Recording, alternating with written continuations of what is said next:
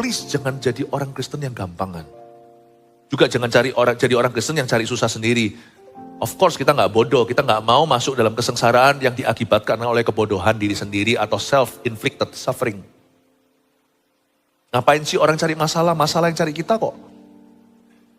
Tapi kalau Tuhan berfirman sesuatu dan dagingmu rasa seperti diiris, jangan menangis. Percayalah, Tuhan punya rencana indah di balik itu.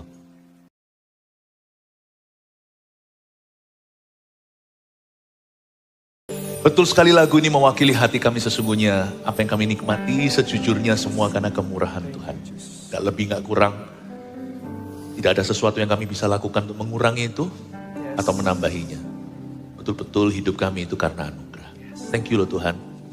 Thank you Tuhan menaruh kami di radar berkat-Mu. Semua itu karena Tuhan. Karena Tuhan mati bagi kami.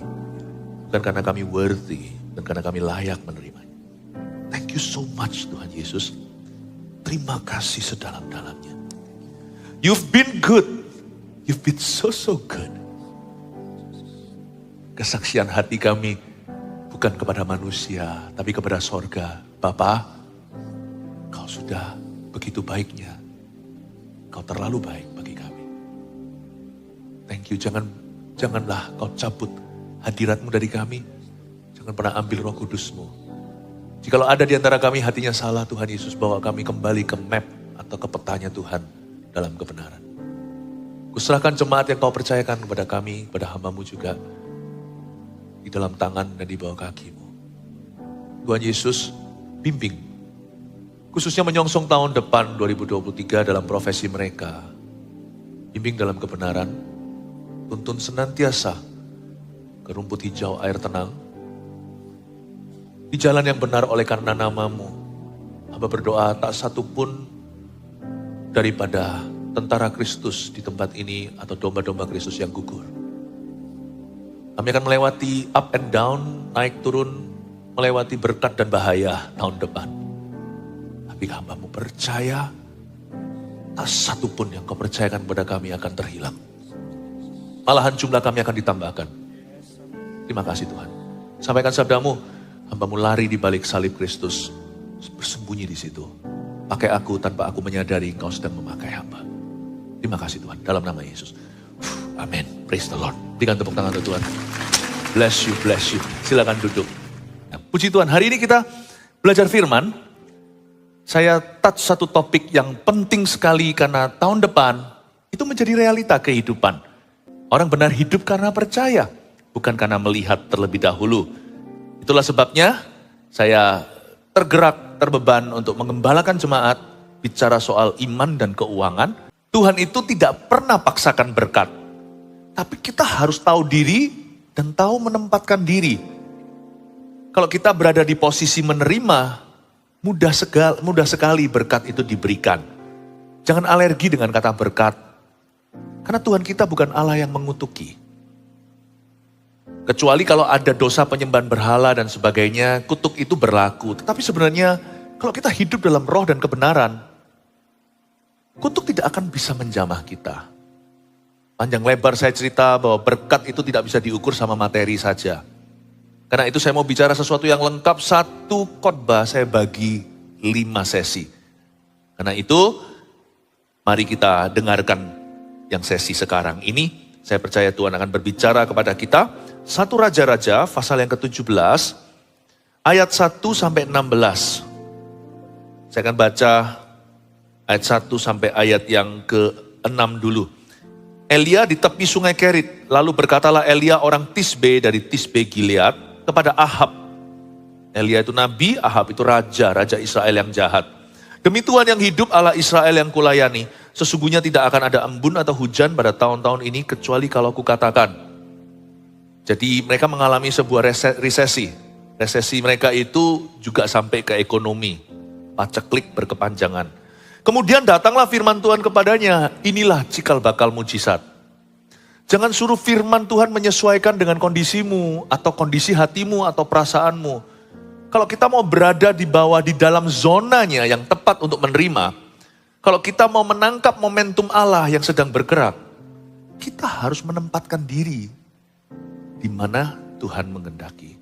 Jangan paksakan dirimu, Tuhan aku maunya begini, aku maunya begitu. Tapi tangkap dan kenalilah kehendak Allah apa dan beradalah di sana. Berkat gak usah diminta, kebajikan kemurahan akan mengikutimu. Sekali lagi ayat 2, kemudian datanglah firman Tuhan kepadanya, pergilah dari sini, berjalanlah ke timur dan bersembunyilah di tepi sungai Kerit, di sebelah timur sungai Yordan. Perhatikan, Tuhan tidak suruh dia ke sungai Yordan. Nanti ratusan tahun kemudian, sungai Yordan itulah tempat kehendak Allah. Yesus juga dibaptis di sana. Jangan salah alamat ya. Dia disuruh pergi ke sebuah sungai yang bukan Yordan. Di sebelah timur sungai Yordan, iya. Tapi sungai itu adalah sungai Kerit. Tidak ada sungai yang keramat. Yang ada hanyalah kehendak Allah sesaat. Kenali kehendak Tuhan yang sifatnya itu kekal, mengasihi, mengampuni dan sebagainya. Tapi kenalilah juga kehendak Tuhan untuk saat ini bagi hidupmu. Mengampuni itu universal. Tapi bagi orang yang kepahitan, yang dongkol sama seseorang, mengampuni menjadi rema Tuhan saat ini. Meskipun kebenaran sepanjang masa bagi semua orang Kristen yang lainnya. Tapi kalau Tuhan kejar orang itu karena orang itu menyimpan kepahitan, akar pahit di hati, maka tempat itulah yakni pengampunan ada berkat. Anda harus mengerti keritmu di mana. Harus tahu keritnya. Lain waktu, hanya di zaman Elia, nabi-nabi lain tidak mengalami apa-apa tuh di kerit. Ada firman yang easy, ada firman yang hard, ada firman yang mudah. Karena memang kita nggak ngalami apa-apa, kita nggak ada tantangan di sana. Nanti kita lihat si janda Sarfat. Kalau orang punya limpah suruh memberi itu gampang, mudah. Tetapi kalau orang dalam kekurangan dia disuruh memberi, nah itu susah. Orang disuruh mengasihi kalau semuanya manis kelilingnya cocok sama dia gampang. Tapi kalau dia ditaruh di tempat di mana dia minoritas dan dia dianiaya, dia diperlakukan tidak adil juga, lalu di situ firman mengasihi menjadi susah, nah itu keritmu. Berkat Tuhan itu di kerit Anda, bukan di Yordan. Yordan nanti jadi sulit karena di zaman Yohanes Pembaptis ada oposisi, yaitu ular beludak itu, yakni ahli Taurat dan orang Farisi. Tapi sementara waktu sekarang ini dalam cerita Elia, keritlah tempat yang Tuhan kehendaki. Firman yang susah itu justru mengandung berkat. Firman yang sulit itu karena Anda tahu di hatimu untuk melakukan firman itu, you must let go something, Anda harus melepaskan sesuatu. Dan ini bukan soal pemberian. Sebab setiap orang berbeda. Orang tertentu yang gengsinya besar, suruh melayani, waduh salib daging dulu. Tapi bagi orang yang memang gampang melayani, mungkin firman lain susah bagi dia. Orang yang suka melayani biasa begitu, itu mungkin natural atau alami. Jangan avoid, jangan menghindari firman yang sulit. Karena justru itulah kerit.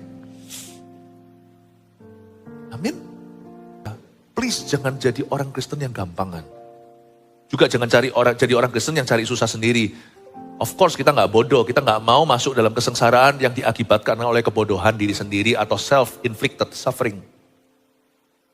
Ngapain sih orang cari masalah yang cari kita kok.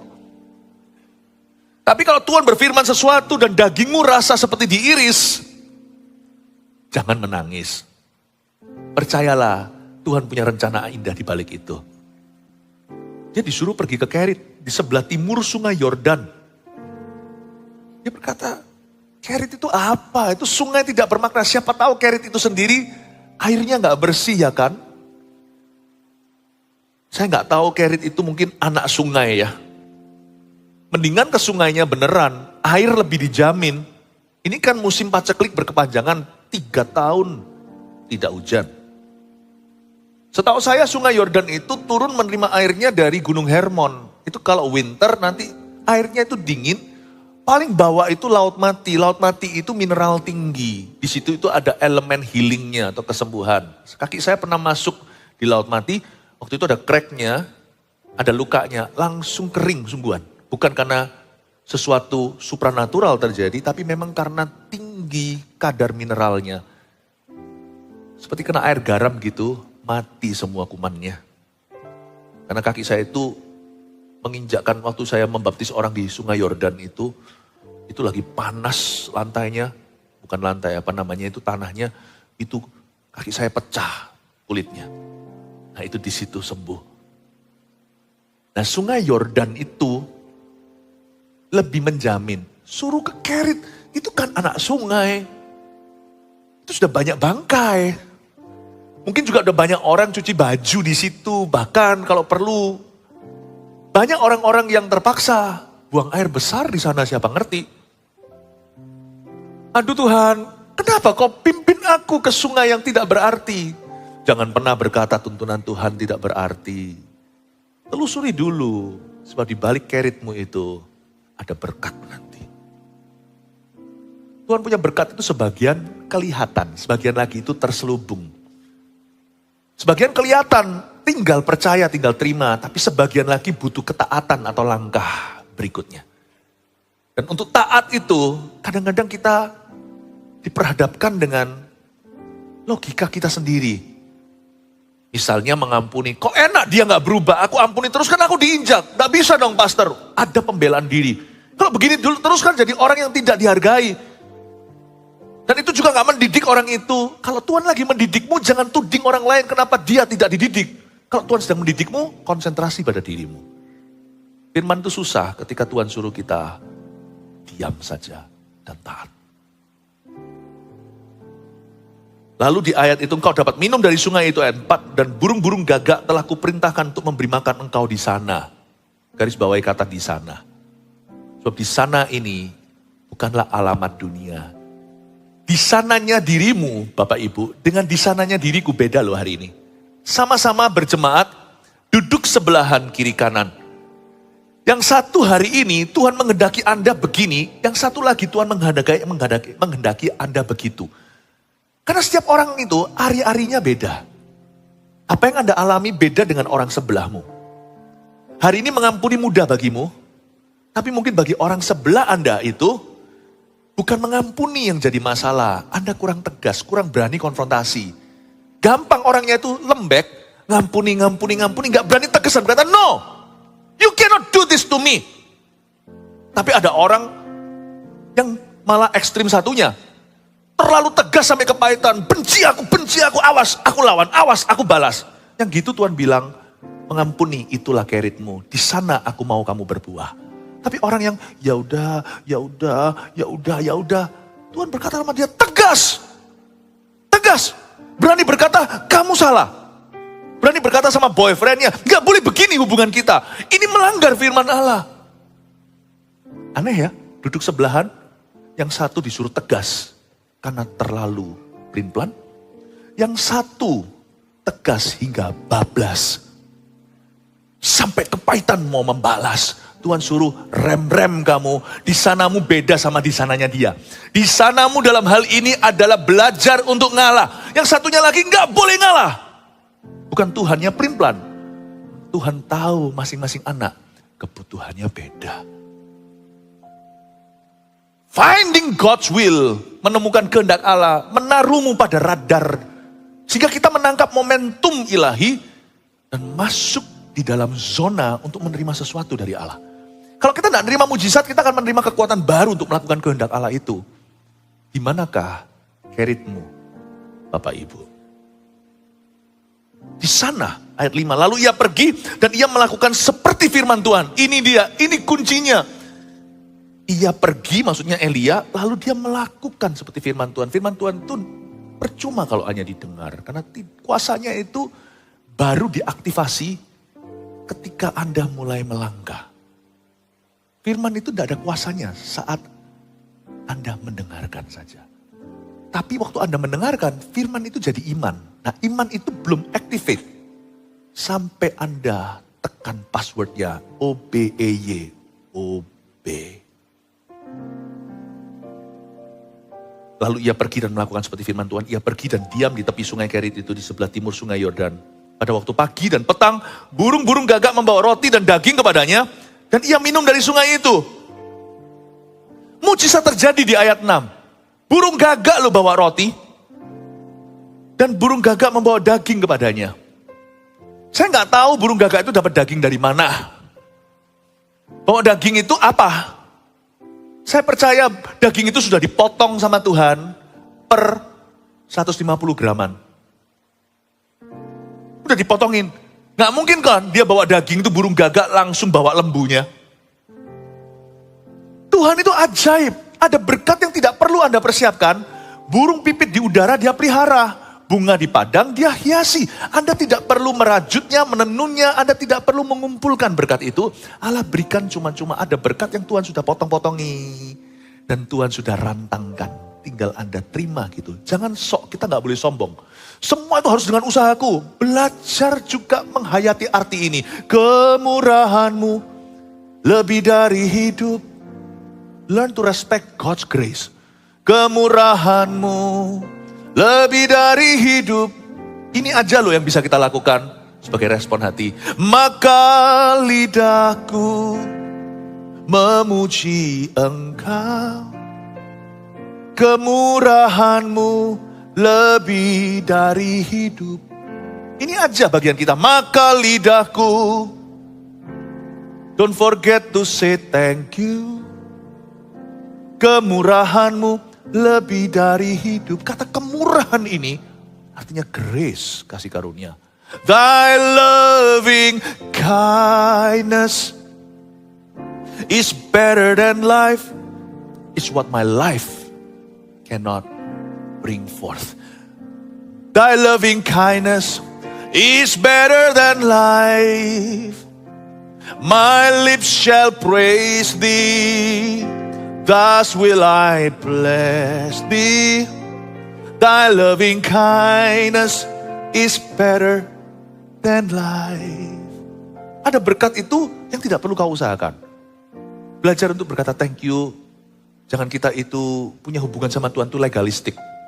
Kalau aku puasa Tuhan akan kasih ini. Kalau aku doa begini, kalau aku memberikan persembahan persepuluhan, baru tingkap langit dibukakan. Makanya itu kalau kita mengembalikan persembahan persepuluhan awal bulan, gak pakai dengan gini kan, biar Tuhan bukakan tingkap, biar Tuhan berkati kita, gak usah. Karena itu cuma mengembalikan. Humble aja cuma mengakui all by your grace, ini cuma kembalikan sebagai disiplin rohaniku agar mamon bukan menjadi Tuhan. Ada berkat itu yang cuma sekedar, say thank you, cukup, titik, jangan ditambah, jangan kasih koma. Tapi ada berkat juga, yang Tuhan tidak berikan langsung mentahan. Atau lebih tepatnya malah mentah. Tuhan suruh kita mengelola. Coba Anda baca lagi ayat 6 ya. Ketika dia menemukan keritnya dulu ya. Jadi jangan sampai salah lokasi.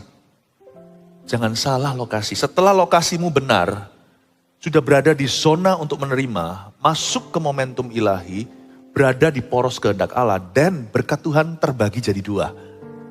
Anda harus punya roh untuk bisa membeda-bedakan. Karunia membeda-bedakan roh itu bukan cuma membedakan, oh yang bicara itu setan. Oh ini adalah manifestasi bukan dari Roh Kudus. Oh ini orangnya cari perhatian, bukan hanya itu. Tapi juga berfungsi, berguna untuk kehidupan sehari-hari. Karunia membeda-bedakan roh bisa membuat kita tahu yang ini berkat fungsinya apa.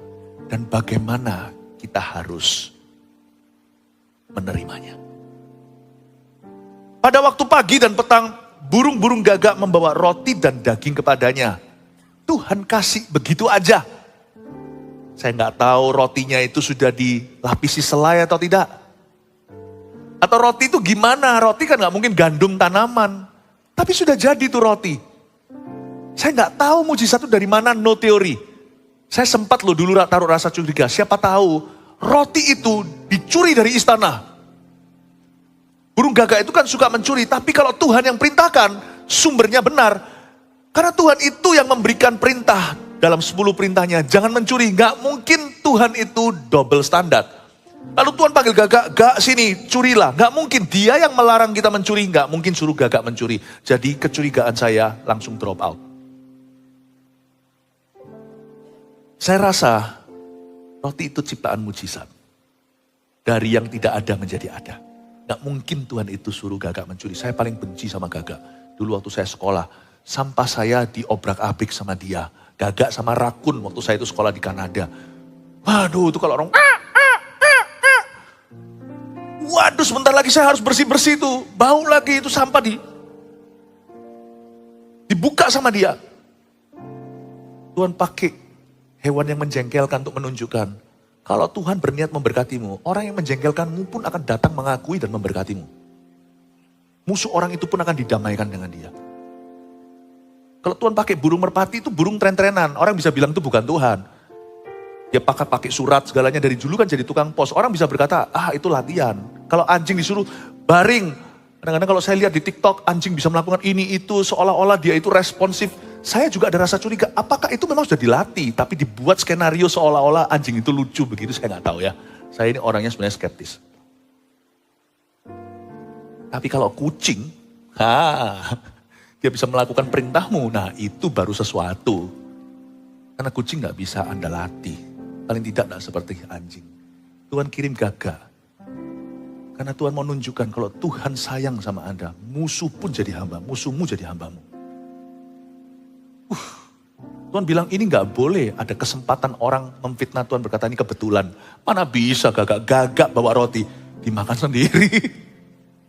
Gagak bawa daging, dimakan sendiri, dia paling suka daging itu kalau sampah basah, diobrak-abrik sama dia.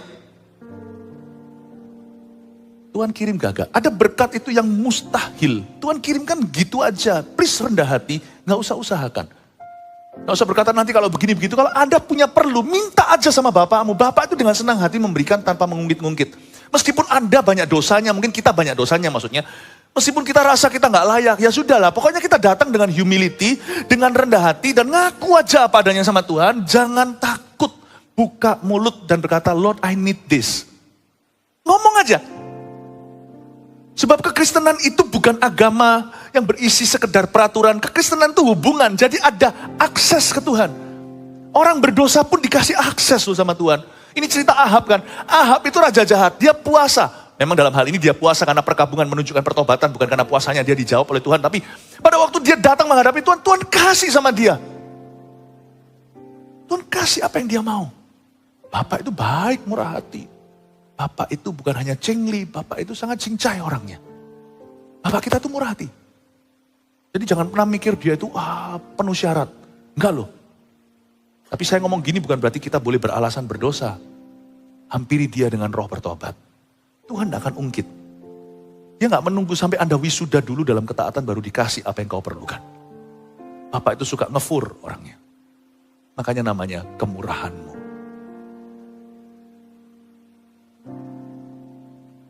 Tapi ada berkat kedua. Kalau kita sudah berada di Kerit atau berada di wilayah zona yang Tuhan inginkan. Loh gini, kalau kita hidup dalam dosa dan sengaja, ya sih memang kita semua orang berdosa, tapi ada orang yang active listening, itu lain. Jangan suruh Tuhan berkatilah. Tempatmu salah. Tempat Anda salah. Postur Anda itu tidak betul. Mau tahu kenapa hidung kita diciptakan lubangnya ke bawah? Udah tahu jawabannya. Kalau hujan, hidung kita lubang ke atas, keselak semua.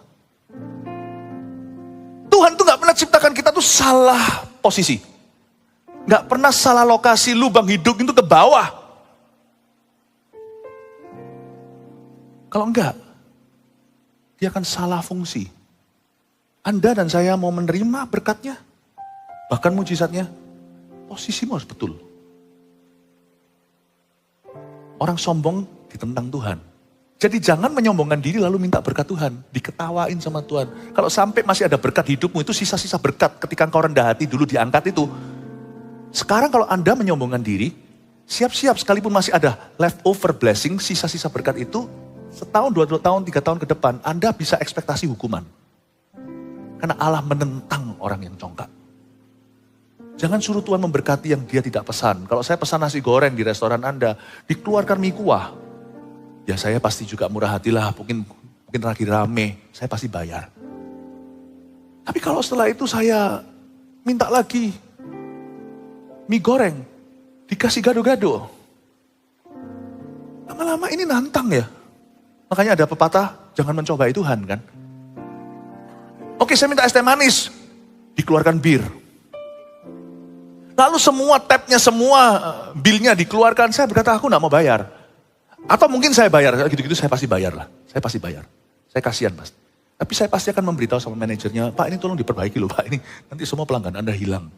Kalau Tuhan gak akan bayar. Bukan Tuhan pelit, enggak, Tuhan itu tegas. No. You sin. I can't bless you. Loh, tapi aku masih punya berkat materi kok. Materi itu tidak menjadi takaran berkat yang terbaik. Karena materi itu bisa habis. Amin. Lihat ya, ada berkat Tuhan di sini ya, saya tunjukkan ya. Berkat Tuhan yang pertama supranatural kan. Dia membawa roti dan daging padanya. Dan lalu gagak itu bawa aqua, betul ya? Udah baca. Gagak itu membawa roti dan daging, tapi dia minum dari sungai itu. Gagak gak ada urusan dengan departemen minuman. Mungkin kalau Elianya malas dan berkata, Gagak, kenapa kamu cuma bawain makanan? Keseret nih nanti kalau saya nggak minum. Ayo pergi, ambilkan air. Gagaknya bisa kasih dia wajah masam begini. Tuhan nggak suruh kok. Banyak orang Kristen tuh salah paham sama Tuhan. Ada berkat yang kita koar-koar dan teriak-teriak, berseru-seru, sampai jengking-jengking menangis, sampai menoreh-noreh diri seperti Nabi Baal 450 itu. Kenapa kau tidak berkati? Karena air ada di depanmu. Kelolalah sendiri. Kelola sendiri. Ada berkat yang Tuhan tidak berikan lagi karena sudah ada dalam jangkauanmu secara alami. Mungkin kerit itu kotor, ya disuling lah. Cara suling zaman dulu mungkin ya, misalkan dia pakai kain gitu, air kotornya itu biar hilang, lalu nanti kain lagi berlapis-lapis. Ya itu cara primitif, sekarang kan teknologi. Sampai air itu kelihatan jernih. Jernih pun bahaya nih, mungkin Elia merasa jernih pun kurang, dia panasi ya kan, pakai kayu gitu ditaruh di sana, dikirbat kayak atau gimana, dipanasin. Setelah dipanasin di situ, dia lihat lagi sampai mendidih, dia baru minum. Jangan repoti Tuhan. Tuhan gak repot sih, tapi Tuhan tidak pernah membesarkan anak manja. Itu kamu kelola. Jangan minta lebih. 5 roti 2 ikanmu itu syukuri dulu. Tapi saya percaya waktu Elia meminumnya, karena itu zaman banyak kematian, karena itu kelaparan berkepanjangan, pasti ada banyak bangkai-bangkai yang ada di seputar sungai. Sungai itu kan gitu. Banyak hewan minum air terakhir, paham maksud saya? Sehingga rusa ada di sana, mungkin di sana ada krokodil, ada buaya, nggak tahu ya. Itu hewan Timur Tengah apa aja di sana. Jadi itu pasti ada banyak kumannya. Nah disinilah tanggung jawab Tuhan. Yaitu waktu dia suling sebaik-baiknya, pasti ada racun tetap dalam air itu. Tapi masuk ke perut Elia, Tuhan hardik semua kuman di dalamnya. Gak pernah ada cerita ayat 7, Elia keracunan cari norit. Ada berkat yang Tuhan tidak tunjukkan, supranatural terjadi waktu Anda lakukan bagianmu secara alami. Paham maksud saya Bapak Ibu? Zona mujizat Allah itu tidak semua mujizat yang terjadi. Ada namanya responsibility. Itu pun ada mujizat-mujizat kecil yang luput dari perhatianmu. Tidak tertangkap rada kamera. 2 bola mata. Tidak bisa Anda lihat. Allah bekerja diam-diam melindungi. Andai kata mata roh kita bisa dibuka, kita akan lihat berkali-kali kita itu diluputkan. Malaikat kita yang babak belur. Andai kata kita bisa dibukakan. Makanya itu orang Kristen gak boleh mengeluh. Lebih banyak yang Allah lakukan yang tidak kau ketahui. Daripada yang Anda keluhkan, Tuhan belum berbuat dalam hidupmu. Semua fitnahan itu tidak mungkin akan bisa mendekati takaran kemurahan yang diberikan tanpa kau sadari. Saya gak berani ngeluh sama Tuhan. Kalau sampai Tuhan buka buku, hitung-hitungan sama saya, kembaliannya banyak saya gak bisa kembalikan. Makanya saya gak berani mengeluhkan sesuatu yang saya gak miliki. Tuhan nanti akan buka buku. Harusnya kamu mati di sini. Harusnya di sini kamu ngalami gini. Harusnya kamu di sini keracunan. Harusnya begitu. Aku luputkan semua. Sini malaikat. Sini malaikat. Ditunjukkan babak belurnya gara-gara saya. Saya tidak berani tuntut Tuhan di pengadilan. Kalau Tuhan tuntut kembali, mati aku. Orang yang berani nuntut orang di pengadilan siap dituntut kembali. Sebenarnya orang yang suka membunuh karakter seseorang, merusak namanya.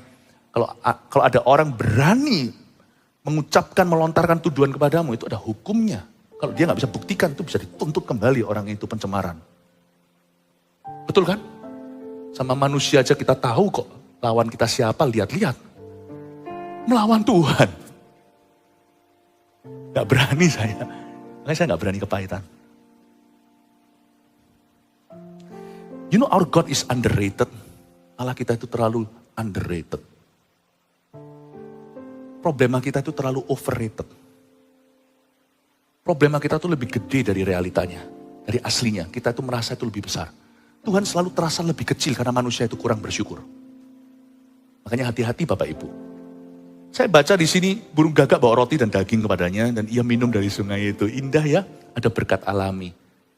Di mana tidak ada mujizat terjadi, mungkin disitulah berkat alamimu.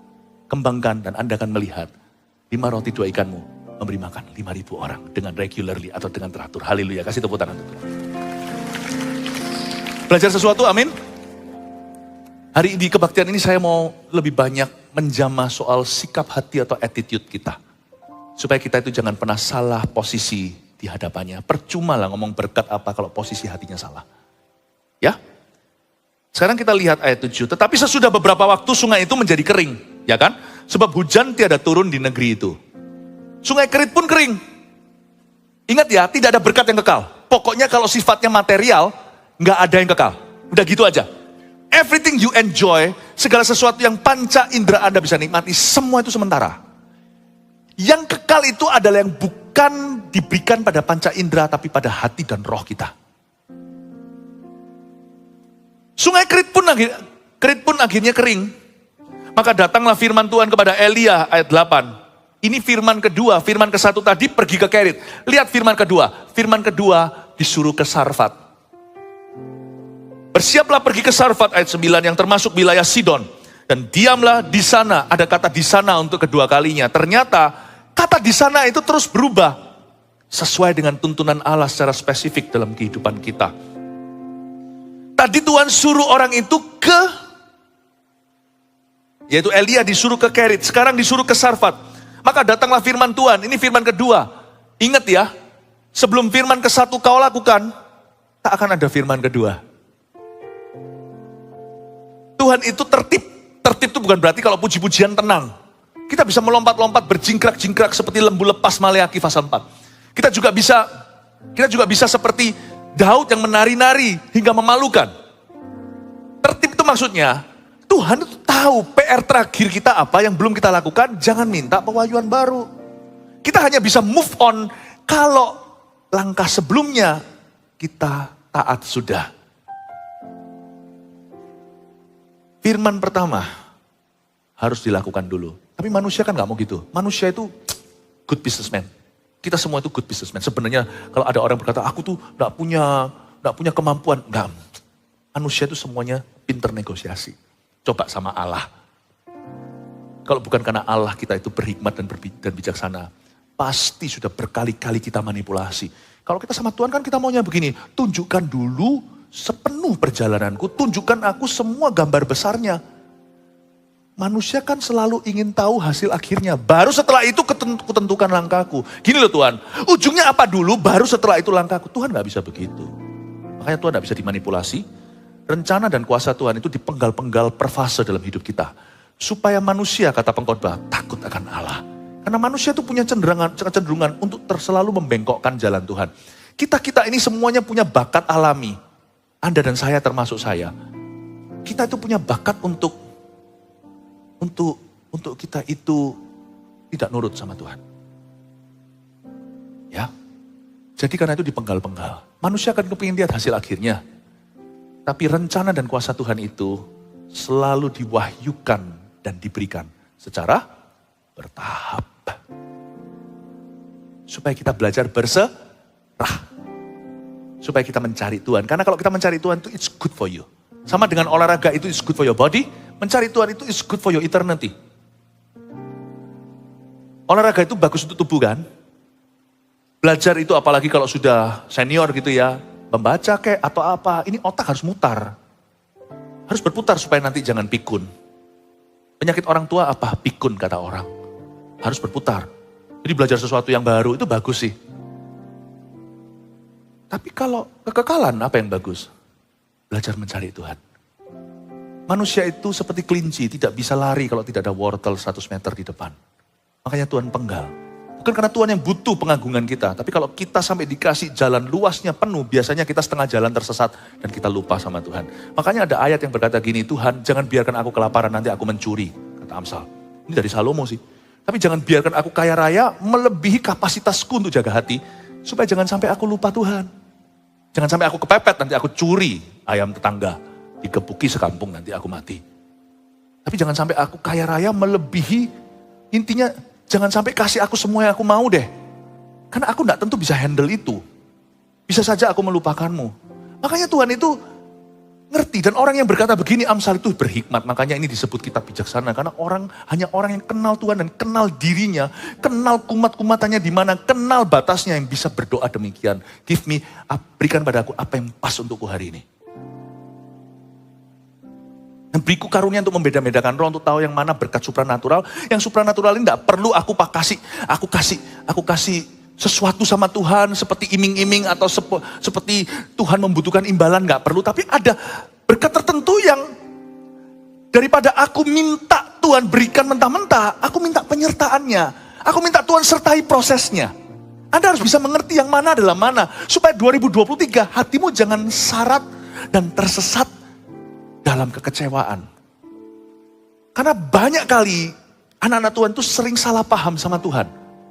Kalau salah paham sama orang bisa dibenarkan, konseling selesai. Tapi kalau salah paham sama Tuhan, apalagi salah paham sama rohnya yang bekerja dalam diri kita. Nah Roh Kudus itu penasihat. Nah kalau kita salah paham sama dia, siapa yang nasihati kita? Jangan-jangan jatuh ke tangan setan. Ini luar biasa ayat-ayat ini. Tuhan suruh dia ke Sarfat. Tuhan kasih dia selangkah demi selangkah. Dulu waktu dia di Kerit, si Elia tidak tahu Sarfat. Tidak tahu apa yang akan terjadi sekalipun ini nabi sangat peka. Ini salah satu orang yang paling dekat sama Tuhan.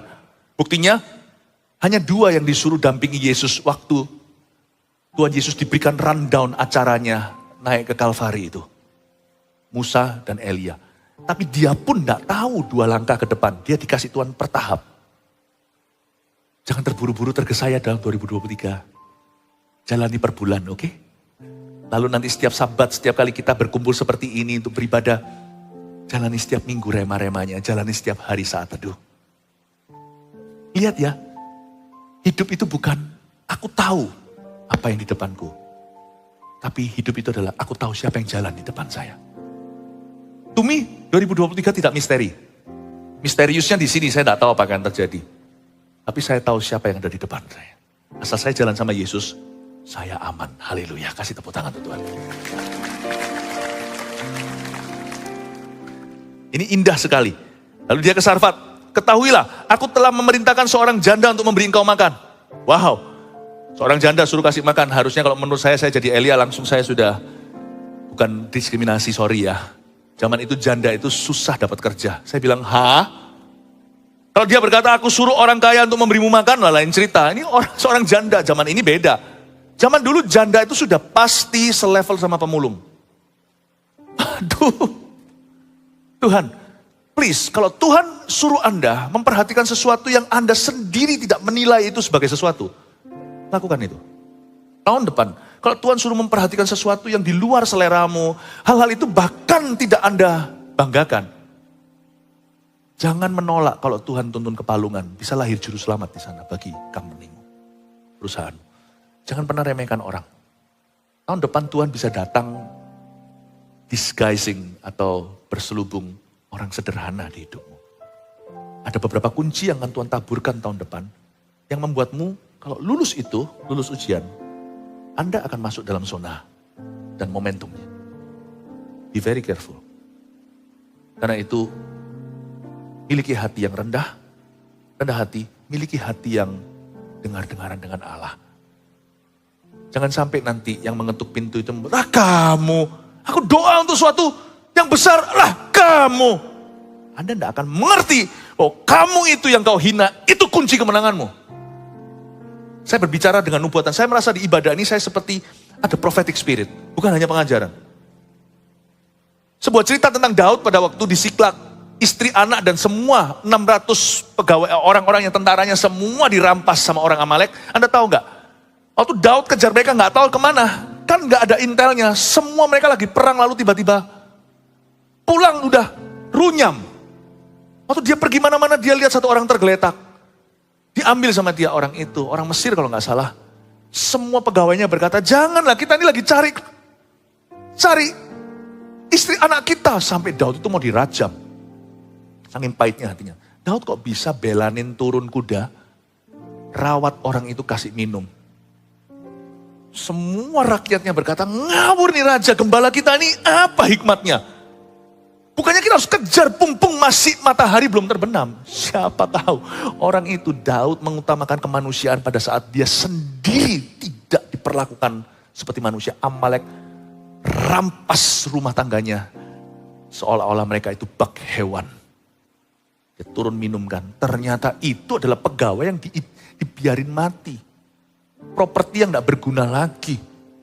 Pegawainya, bekas pegawainya, Amalek yang rampas rumah mereka. Ternyata dia tahu rahasianya kemana bosnya pergi dan biasa berkemah. Ya ampun, semua mereka geleng-geleng kepala. Memang dia Raja Daud, orang yang berkenan kepada Allah. Hikmatnya tak terselami seperti Allah yang dia sembah. Ternyata baru ketahuan di mana. Coba mereka berkata, kamu orang Mesir, beda juga ras agama dengan kita. Beda semuanya, udah lu mati. Emangnya gue peduli lain hari kalau aku punya waktu, aku akan gubris kamu. Sekarang, aku sendiri kepepet masalah kok, let's go. Dia akan cari sampai matahari terbenam, sampai sapi pulang ke rumah. Sampai sapi pulang kandang pun, semua anak istrinya akan mati di tangan musuh. Don't rely, percayalah kepada Tuhan dengan segenap hatimu. Dan jangan bersandar kepada pengertianmu sendiri. Percayalah kepada Tuhan dengan segenap hatimu. Dan jangan bersandar kepada pengertianmu sendiri. Berbahagia orang-orang yang merenungkan firman-Nya. Lebih berharga dari emas, perak, dan permata. Umur panjang di tangan kananmu, kekayaan hormat di tangan kiri. Jalannya pun penuh damai sejahtera senantiasa. Waktu saya sudah habis, saya tidak sesuai rencana dengan poin-poin yang saya siapkan, tapi poinnya tetap saya keluarkan. Tapi ada banyak sekali pewahyuan di ayat berikutnya ini yang dahsyat sekali, tapi saya rasa saya sudah tidak ada waktu lagi untuk menjelaskan sepengizinan Allah. Termasuk bagaimana si janda Sarfat itu diuji Tuhan sebelum memperoleh mujizatnya. Orang ini tahu bahwa itu adalah makanan terakhirnya, kayu bakar terakhir yang dia pungut. Kok bisa gitu janda ini? Apa yang saya tidak bisa sampaikan sini nanti Tuhan izinkan saya sampaikan di saat teduh. Enaknya gitu ada 2 platform. Saya selesaikan nanti ya. Saya selesai sampai sini aja. Yaitu sampai cerita Elias. Jandanya nanti saya ceritain kemudian di saat teduh bersama. Oh haleluya. Siapa diberkati Tuhan? Oke, kita lihat ini. Pokoknya keluarin aja semua gak apa-apa. Masuk ke dalam momentum dan zona mujizat Allah. Di mana Tuhan kehendaki kita, di situ ada mujizat Allah. Nah pertanyaannya, kita tahu nggak apa kehendak Allah di hidup kita? Jangan nantang sorga, jangan lari dari panggilan. 2, tetap berusaha dan melayani, itulah momentum Allah. Itu loh janda Sarfat, saya kasih bocoran, nanti saya jelaskan lain hari. Janda Sarfat itu udah tahu mau mati, tetap pungut kayu. Kalau orang lain pasti aku sedih, duduk sendiri, ambil tali, mau bunuh diri, talinya putus, nggak jadi mampus. Tapi janda ini, nomor 2 ini yang saya tidak sempat jelaskan. Janda itu tetap kerja. Hebat nggak? Hebat nggak? Kalau kita kan cepat putus asa, lihat ya, dengar ya. Simpel aja dalam kata-kata hikmat ini pasti terangkum semua. Yang pasti satu hal ini pasti sudah nggak perlu diuji lagi. Tidak ada berkat dalam menyerah. Mana ada? Oh ada, semua kita ini kan dipersenjatai kan. Selengkap senjata Allah kan. Ketopong keselamatan, baju sirah, keadilan, perisai iman, pedang roh, kaki kerelaan untuk memberitakan damai sejahtera. Ada satu bagian tubuh yang tidak dilindungi. Gak ada yang namanya punggung kemuliaan. Gak ada punggung kemuliaan. Orang yang berbalik arah mundur tidak dilindungi Tuhan. There is no blessing in giving up. Si janda itu tahu hari ini terakhir kali aku pungut kayu lalu mati. Tetap pungut kayu dia. Buktinya waktu Elia minta sama dia, minta tepung itu bikinkan untuk aku. Dia bilang ini untuk aku dan anakku, lalu kemudian besok kami mati. Meninggal dunia. Tetap masak. Tidak ada berkat dalam menyerah, putus asa, nunggu mati. Gak ada berkat. Kalau Anda mau diberkati Tuhan dan jalan dalam zona berkat, terus berjuang, terus berusaha, dan tetap melayani. Dia lihat di situ ada seorang nabi, kasihan dia masakkan untuk dia. Tetap dia punya jiwa pelayanan, mau kena kanker stadium 3 atau stadium 4 sekalipun. Apa yang kau bisa lakukan? Tanganmu temukan, layani Tuhan, layani jiwa-jiwa, layani umat Tuhan. Kerja. Bangkrut aku, dulu bos besar, nguli. Sebab diam saja gigi jari. Tidak ada berkat perjanjian Allah di situ. Allah tidak melindungi punggung supaya kita tidak berbalik dan lari. Nggak ada yang namanya punggung kemuliaan. Tetap berusaha dan melayani, itulah momentum Allah. Buktinya dalam waktu singkat terjelaskan sudah poin 2 ya, sudah anggaplah sudah saya jelaskan. Nggak usah saya jelaskan di saat duduk bersama juga nggak apa-apa. 3 tadi saya sudah sampaikan kan, kuasa Tuhan bekerja secara bertahap sesuai ketaatan. Jadi jangan minta, kelihatan semua gambarnya. Taat itu selangkah demi selangkah, taat selangkah, Tuhan bukakan jalan baru. Taat lagi, Tuhan bukakan sarfat. Karena itu taat itu indah, taat itu gak merugikan. Taat itu membuat kita justru maju dalam rencana Bapa. Sekalipun waktu Anda taat gak kemana-mana, seolah-olah percayalah Anda lebih kemana-mana daripada Anda tidak taat. Karena orang yang tidak taat akan mundur. Bersyukurlah untuk 5 roti 2 ikan atau $7. Biasanya orang itu mintanya adalah $7.000 Tapi kalau Anda punya 2 ikan, 5 roti, 5 tambah 2, $7. Nanti kalau $7 itu bisa beli minuman makanan terakhir. Kalau Anda tidak hargai lalu itu hilang, $7 itu jadi berharga. $1 saved is $1 earned. Bahasa Inggrisnya. $1 Anda bisa simpan, Anda bisa tahan. Itu sama dengan $1 Anda dapat $1. Biasanya orang tidak menghargai apa yang dia punya sampai hilang dia mau dapatkan lagi. Coba lihat orang yang habis uangnya di meja judi. Tahu gitu, aku udah hilang 1.000. Tahu gitu, aku udah hilang 10 juta. Judi lagi, masuk lagi. 20 juta ruginya. Sekarang merindukan 10 jutanya tadi. Kenapa enggak sekarang 10 juta meskipun enggak bisa apa-apa. Ini tok yang aku punya. Orang lain punya angkanya nolnya banyak. Aku cuma 10 juta padahal anakku sekolah, kuliah, apa segalanya. Ini kalau hilang, Anda pasti dambakan. Jadi kalau Anda tahan dan jaga dan kelola, sama dengan Anda dapat 10 juta baru. Jangan tunggu hilang baru dihargai. Di tanganmu itu, asal gak hilang, itu seperti Anda dapatkan fresh, seperti Anda barusan memperolehnya. Kuasa Tuhan itu bekerja secara bertahap. Sekalipun kelihatannya kita itu gak kemana-mana, asal taat. Kita kemana-mana, soalnya orang yang gak taat, nanti dia akan merindukan saat dia nggak kemana-mana itu. Aku mau di situ lagi. Aku mau kembali. Aku mau makan di rumah bapakku. Di sini aku makan ampas babi. Di situ aku punya pakaian. Nggak usah mikir pakaian pangeran. Dia punya pakaian aja di sini kedinginan. Dan di sini juga aku kelaparan. Pegawai-pegawai papaku loh makannya itu meskipun mereka itu makannya biasa sederhana tapi kenyang semua. Lihat tadi.